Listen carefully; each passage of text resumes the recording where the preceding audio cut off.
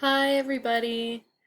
Today I'm going to give a quick intro into our language instructional supports at Denver Online and a brief introduction into our instructional goals this year so we can better support our ELLs in our content area classrooms.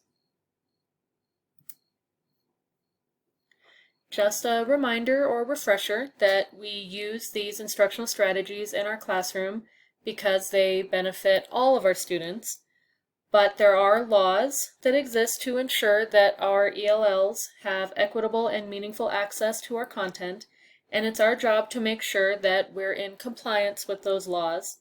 And it's our job to monitor our ELLs' progress to make sure they have every opportunity to demonstrate the knowledge and skills that they have.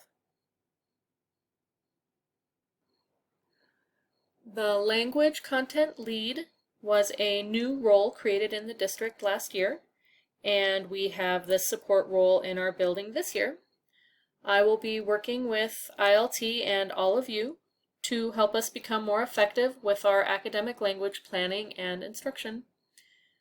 We have our ISA team, which is Martha, Elisa, and myself, and our job is to review the proficiency and academic progress of our language learners and monitor those in need of intervention, as well as recommend placement, eligibility, and redesignation based on a body of evidence, which would be the assignments that are submitted in your classes, as well as test scores.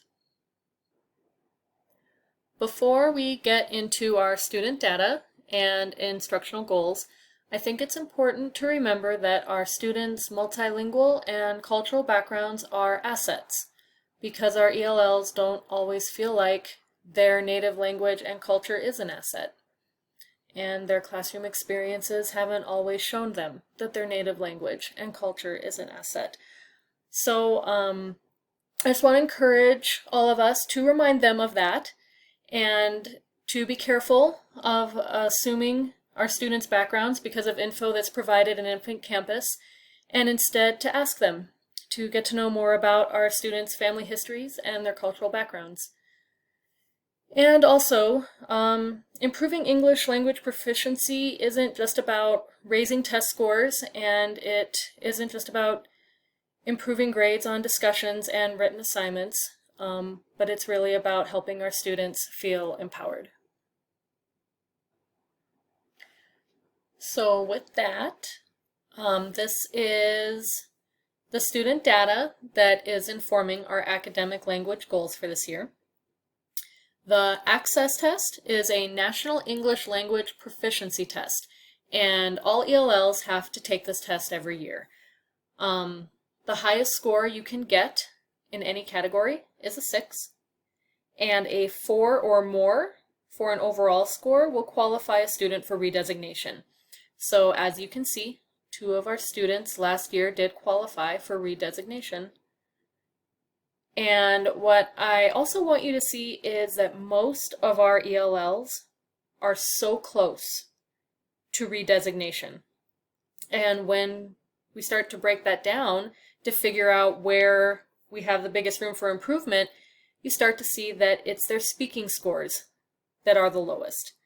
And this has really helped us know what to focus on as far as helping our students increase their abilities. There's one anomaly. You'll see this student down here. Her lowest score is in the listening category, but this student achieved competency through the Accuplacer test last year, and she passed her college English class last semester. So this student is a healthy reminder that test scores do not predict or determine their success within a classroom. But I think an important takeaway here is that the more work we can do around academic conversation within our classes, we have a much better chance of improving their speaking and writing abilities and confidence, not just for tests, but also in our own classrooms with their content and in our Zoom classes. So how can we better support our ELLs in our content classrooms?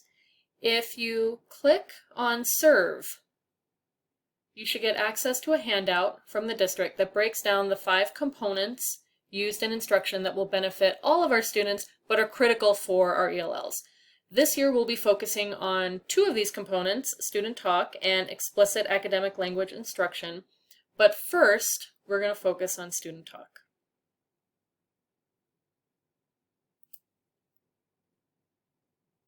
Student Talk actually fits in nicely with all of the work that we'll be doing right now, trying to motivate and encourage our students to participate in our live learning sessions and to speak up in Zoom.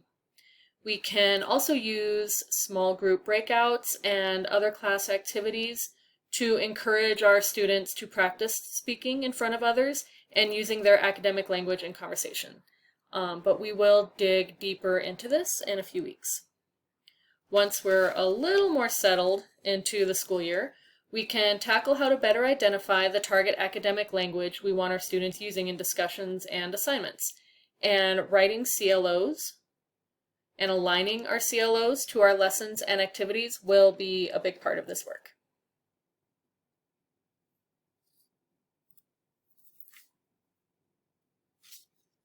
For now, the district has created a survey that I can give you to get a better idea of how I can be more supportive concerning ELA supports in your classroom.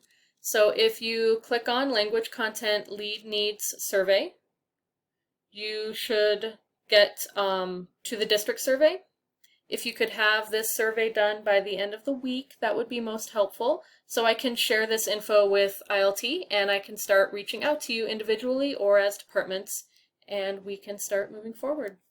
I'll be in my Zoom room from 10 to 10:30 if you have any questions or concerns. Let me know if you need anything.